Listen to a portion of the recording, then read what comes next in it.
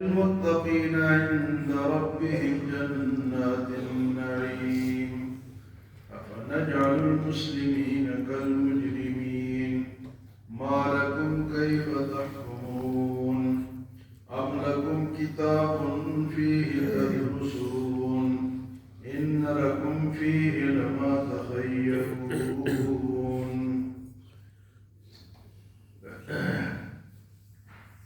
باغ والوں کا قصہ اللہ پاک نے ہمیں سنایا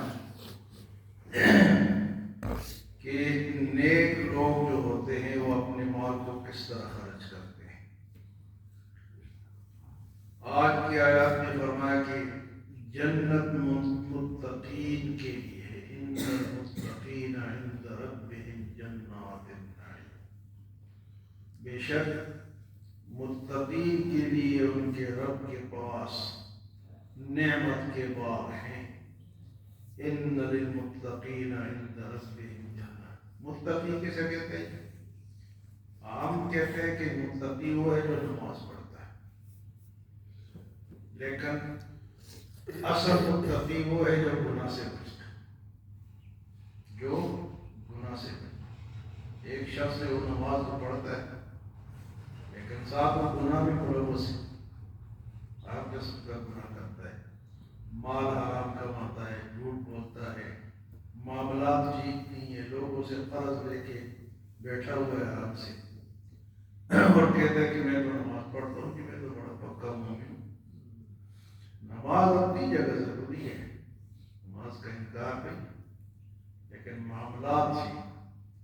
حضرت عمر رضی اللہ تعالیٰ عنہ نے حضرت کعب رضی اللہ تعالیٰ عنہ سے پوچھا کہ تقوی کی تعریف کرو، تقوی کسے کرو.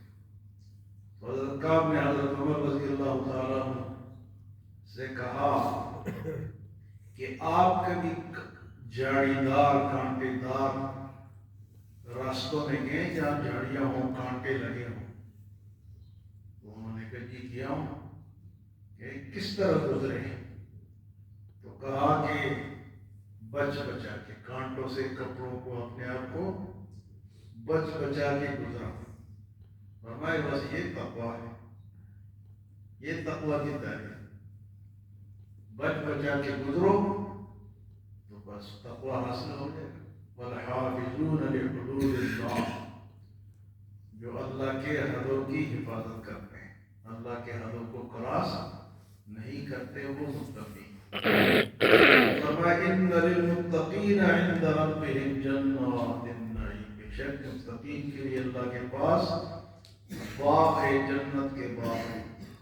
اس کے بعد کافر اس دور کے کہتے تھے یہ غریب مسلمان، ادھر بھی غریب ہے ادھر بھی غریب ہو، ادھر بھی مال ہمیں ملا ہے اللہ کے پسندیدہ لوگ ہیں، اور ادھر بھی ہمارے مزے ہوں گے، یہ ادھر بھی غریب ہوں گے.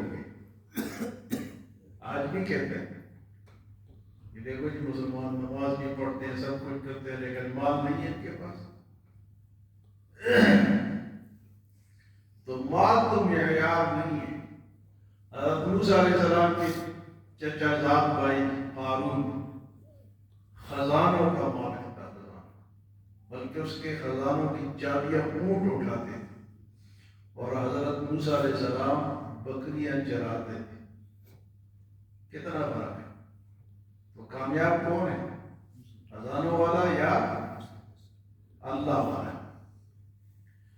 تو یہ معیار نہیں ہے جو لوگ سمجھتے ہیں کہ فلاں کے پاس مال ہے تو وہ اللہ کا پسندیدہ ہے. تو یہاں اللہ پاک نے موازنہ بیان فرمایا. فرمایا فَنَجْعَلُ الْمُسْلِمِينَ كَالْمُجْرِمِينَ. ہم مسلمانوں کو مجرموں کے برابر کر دیں گے. مسلمان اور کافر، حق اور باطل، جائز اور ناجائز برابر ہو جائے گا. کہتے ہیں قیامت آنا کیوں ضروری ہے؟ قیامت کا واقع ہونا کیوں ضروری ہے؟ دنیا میں تو انصاف نہیں ہو رہا، انصاف تو ادھر ہوگا. قیامت اس لیے ضروری ہے. فَنَجْعَلُ الْمُسْلِمِينَ كَالْمُجْرِمِينَ. کیا میں مسلمانوں کو اور مجرموں کو، کافروں کو برابر جگہ دوں گا؟ فرمایا کہ مالکم کیف تحکمون، کہ تم کیسے فیصلے کرتے ہو؟ کہتے تھے کہ ادھر بھی ہماری مزے ادھر بھی ہماری مزے ہوں گے، کیسے فیصلے کرتے ہو؟ مالکم کیف تحکمون، یہ کیسے فیصلے؟ یہاں تو ان کے مزے ہیں جن کے پاس مال ہے، جن کے پاس اقتدار ہے، لیکن یہ اپنے آپ کو یہ نہ سمجھے کہ ہم بہتر ہیں باقی لوگوں سے۔ اللہ پاک فرماتے ہیں فَنَجْعَلُ الْمُسْلِمِينَ كَالْمُجْرِمِينَ، کیا ہم مجرموں کو اور نیک لوگوں کو برابر جگہ دیں؟ پھر تو انصاف نہ ہوا، پھر تو ہم ویسے بیچارے ٹکرے مارتے زور زور اڑتے ہیں، ٹھنڈ میں آگے نمازیں پڑھتے ہیں، پھر تو جب ان کو زیادہ فائدہ ملے گا تو پھر ہمارا کیا ہوگا؟ اتنی سردی میں آنا، بستروں کو چھوڑنا، یہ نہیں ہوگا انشاءاللہ، انشاءاللہ یہ نہیں ہوگا۔ جو نیک لوگ ہیں ان کے لیے اور جگہ ہوگی، جو برے ہوں گے ان کے لیے اور ٹھکانہ ہوگا۔ اللہ پاک فرماتے ہیں فَنَجْعَلُ الْمُسْلِمِينَ كَالْمُجْرِمِينَ، مسلمان مجرموں کے برابر ہو جائیں گے۔ مالکم کیف تحکمون، یہ فیصلے کون کرتے ہیں؟ یہ کس کی باتیں ہیں جو تم کرتے ہو؟ یہ فیصلے تمہارے تو نہیں، فیصلے تو اللہ کے ہوں گے۔ مالکم کیف تحکمون، کیسے فیصلے کرتے ہو؟ ام لکم کتاب فیہ تدرسون، یا تمہارے پاس کوئی لکھی ہوئی کتاب ہے جس میں یہ چیزیں پڑھتے ہو کہ ہم وہاں بھی مزے کریں گے؟ کوئی لکھی ہوئی داستان ہے تو بتاؤ۔ بھئی آج بھی آپ دیکھ لیں، جتنے بھی باطل لوگ ہیں، باطل فرقے ہیں، باطل مذاہب ہیں، وہ باطل پرست یہ تو دکھائیں کہ بھئی ہمارے پاس یہ لکھی ہوئی چیز ہے اللہ کی طرف سے، ہم تو پیش کر سکتے ہیں، ہمارے پاس تو قرآن حدیث، ہم سے پوچھیں گے تو یہ کسی انسان کی بنائی ہوئی کتاب ہے ہی نہیں، ہم تو پیش کر سکتے ہیں، ہمارے لیے تو یہ دلیل ہے۔ فرمایا کہ اب لکم کتاب فیہ تدرسون، یار کون سی کتاب ہے جس میں یہ باتیں تم پڑھتے ہو کہ ہم وہاں بھی مزے کریں گے، ہمارے وہاں بھی مزے ہوں گے؟ فرمایا کہ ایک تو تمہارا فیصلہ والا دے، دوسرا کوئی دستاویز ہے تمہارے پاس، کوئی کتاب ہے وہ بتا دو۔ آج تک ہے کسی کے پاس نہیں؟ دکھائیے، آپ عیسائیوں سے پوچھ لو، آپ ہندوؤں سے پوچھ لو، وہ گرد شرط دکھا دیں گے لیکن وہ تو جھوٹ ہے۔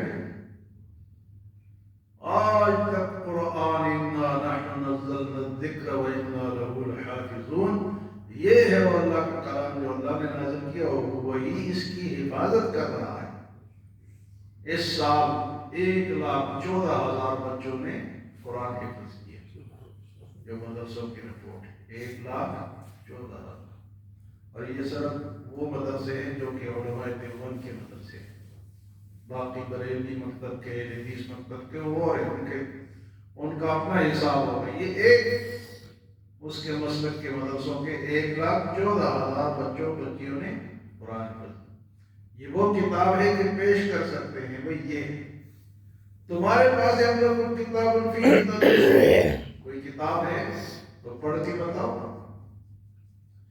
وَإِنَّ لَكُمْ فِيهِ لَمَا تَخَيَّرُونَ، کیا جو تم چاہو گے، جو تم اختیار کرو گے وہی ہوگا۔ إِنَّ لَكُمْ فِيهِ لَمَا تَخَيَّرُونَ، یہ تمہارا اختیار نہیں ہے۔ اختیار کس کے جی؟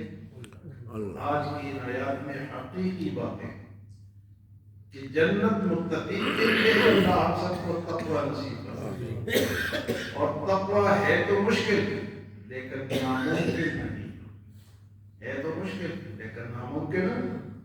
بے شمار متقی لوگ ہمارے مسلمانوں میں موجود ہیں جو پھونک پھونک کر قدم رکھتے ہیں۔